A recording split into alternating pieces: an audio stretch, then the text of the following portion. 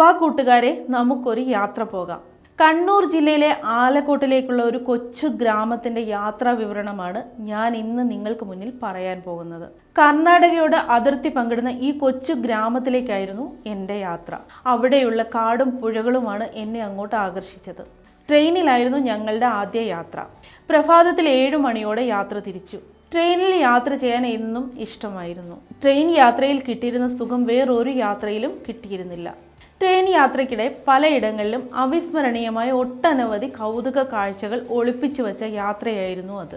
Train യാത്രയിൽ എതിർവശത്ത് നിന്ന് വരുന്ന ട്രെയിൻ നമ്മളെ മറികടന്നു പോകുമ്പോൾ കിട്ടുന്ന അനുഭവം പറഞ്ഞറിയിക്കാൻ പറ്റുന്ന ഒന്നല്ല.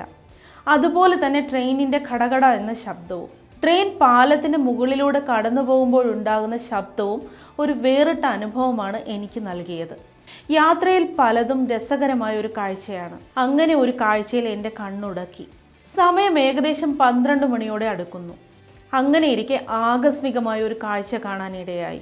ട്രെയിൻ പാലത്തിന് മുകളിലൂടെ കടന്നു പോകവേ കുറേ പരുന്തുകൾ വട്ടമിട്ട് പറക്കുന്നു. വട്ടമിട്ട് പറക്കുന്ന പരുന്തുകൾ നമ്മെ മറ്റൊരു ചിന്തയുടെ ലോകത്തേക്ക് കൊണ്ടുപോകുന്നു.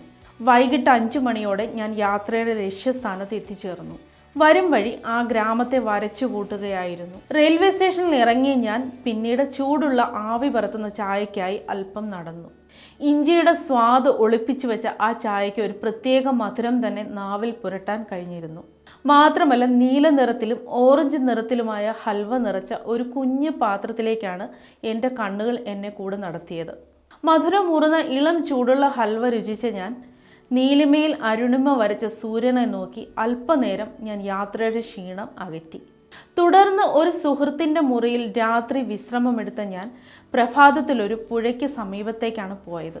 കാനനമധ്യേ അതിരുവിട്ടൊഴുകുന്ന പുഴയെ കാണാനും കേൾക്കാനും ഏറെ രസം തോന്നി. പഞ്ഞിമിഠായി കടിച്ചു പിടിച്ച് ഒരു കുട്ടി മദാമയും സംഘവും പുഴയിൽ നീന്താൻ നിൽക്കുന്നത് അവിടെ എനിക്ക് കാണാൻ സാധിച്ചു. ആ പുഴ കർണാടകയുടെ തുടക്കമായ കുടകിൽ നിന്നാണ് ഉത്ഭവിക്കുന്നതെന്ന രഹസ്യം ഞാൻ അവരോട് പറഞ്ഞു.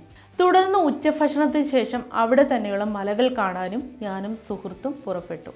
മഞ്ഞ് പുതച്ച് ഉറങ്ങുന്ന ആ മലയുടെ അടിവാരത്ത് ഒരു വൃദ്ധൻ ഇരിക്കുന്നത് ഞങ്ങൾക്ക് കാണാൻ സാധിച്ചു.